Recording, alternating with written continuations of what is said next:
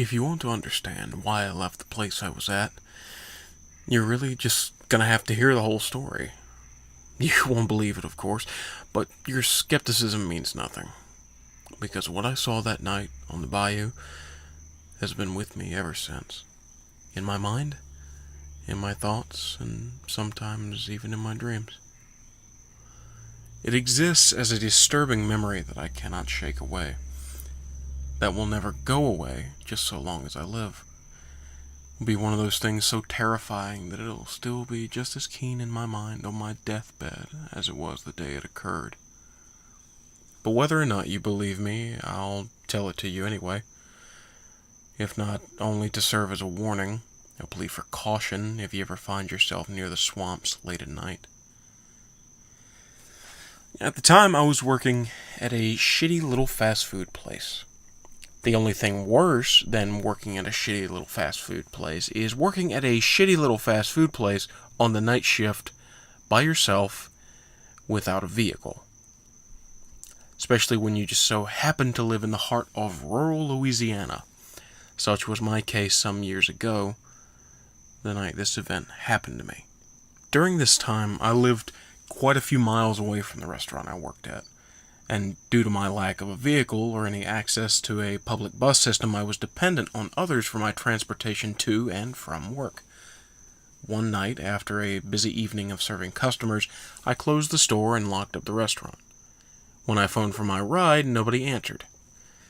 Now, I'm not here to throw a pity party, but I can't help but to express anger at the fact that the person who drove me to and from work was my roommate, who had a car but no fucking job, and I was basically the only person in our house who paid rent at this time.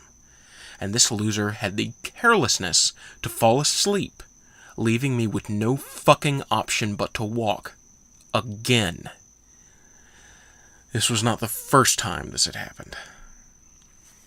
The first time this had happened, it took me an hour and a half to get home walking briskly.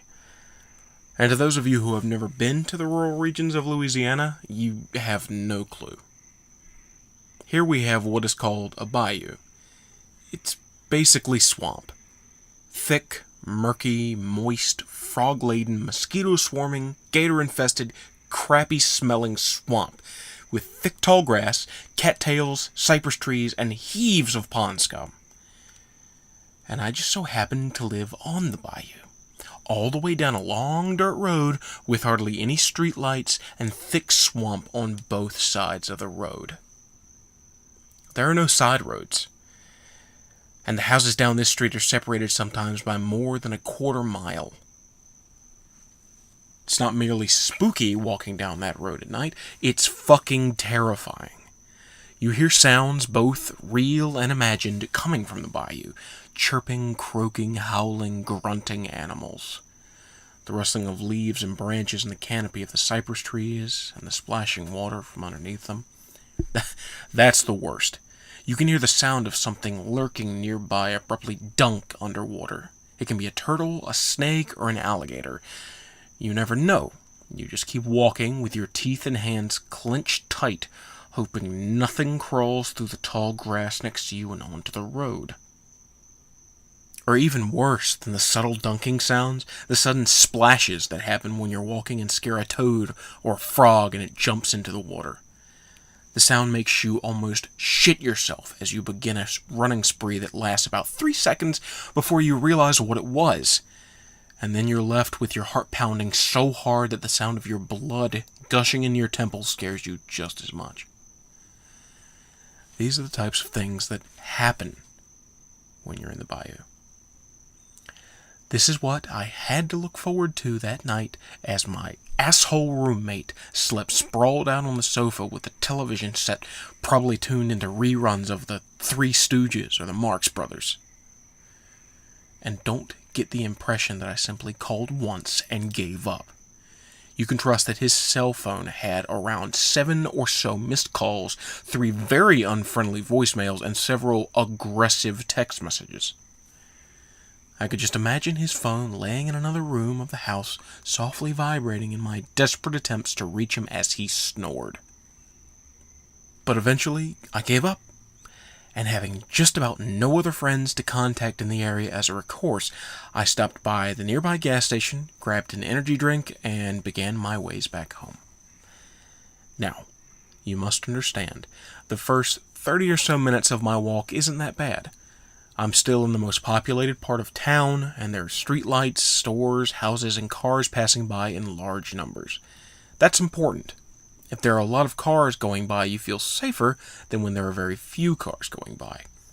Because when there are only 1 or 2 cars that pass you every 3 minutes, that means there could be a psychopath in one of those cars, and they may have enough time to stop by and murder you without being caught. But if there are a lot of cars around, there may be psychopaths passing by, but they'll most likely not kill you then because there are too many people around to witness the crime. At least that's my reasoning. But I digress. No psychopaths pulled up next to me as I walked about this part of town. Next, there comes a time in my journey where I have to turn down several suburban neighborhoods and walk some streets to get where I'm going. And here's where things get a little less safe, and I have to be a little more cautious. There's less traffic down these roads, and you never know when some punk or gang may be hanging out in some empty lot or house, who might mess with you or try to pick a fight or mug you or just take an empty bottle of malt liquor and bash your skull in. You know, as an initiation ritual or something. These are the thoughts that go through my head as I walk this region. And they keep me on my toes until I reach the point where houses become fewer and fewer, and the bayou begins. This is where the dirt road leading to my home is, and that's where I found myself this night, on foot. I look down the narrow road. You can only see so far before it fades into misty darkness. I resented that I would have to spend the next hour walking its distance until I reached home. But anger took hold of my fear when I thought about how all this could have been spared if not for the neglect and carelessness of my roommate. When I got home, I was really going to have it in for him. I truly considered at that time the possibility of physically smacking his damn face. And with this thought in mind, I launched defiantly down the road. And the further I walked, the darker it became, until no light shined but the stars and a sliver of the moon above me. Very soon the sound of any vehicle was completely non-existent. There was just me, the road, and the bayou, and whatever creatures dwelt there. I heard the crickets chirp and the frogs croak and the occasional bird coo. To avoid fear, I focused on their chorus and let their sounds preoccupy my mind. I walked watching my shoes press into the sandy dirt as I placed one foot in front of the other. I would count my steps until I reached 100, and then I'd begin again. I tried to lose myself in the repetition.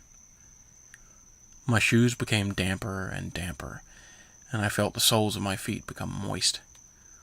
I stopped counting to ponder whether I should smack my roommate with a wet sock, but my thought was interrupted when I glanced up for a moment and saw that I was not alone on this road.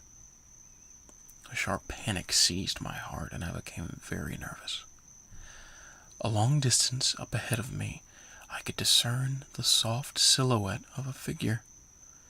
It was so far away that I couldn't tell whether it was moving ahead or in my direction.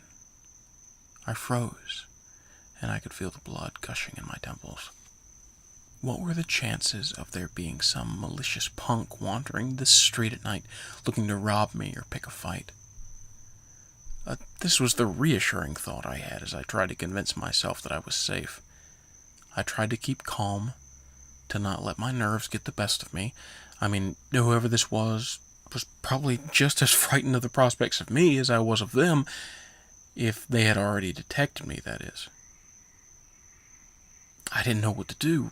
Run? There was only 2 directions. Continue walking? What were the risks? As I stood there, I saw that the figure was indeed moving in my direction, and its form was becoming more defined. And this was the time I began to notice how awkward it was moving. The figure didn't walk normal. It didn't bob up and down like how a normal person looks as they walk. What was coming towards me, it would seem from my perspective, moved in short, quick, jerking movements.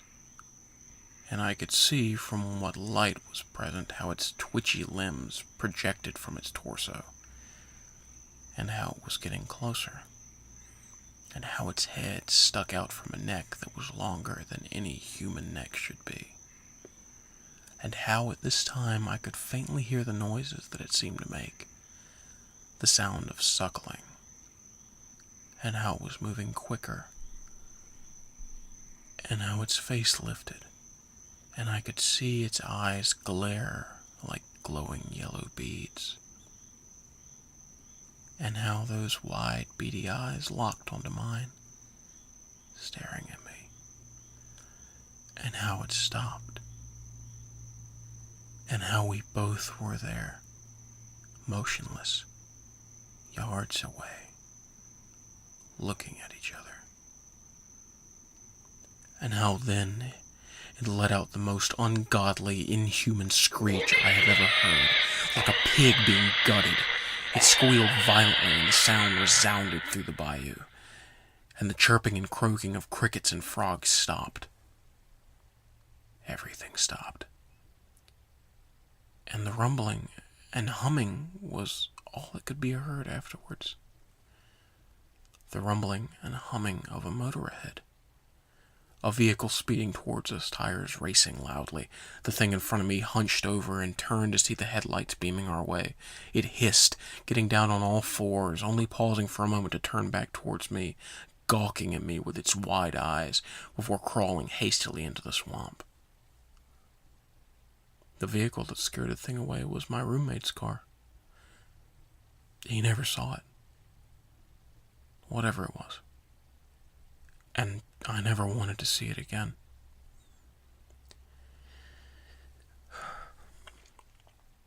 I moved as soon as I could. And haven't been there since.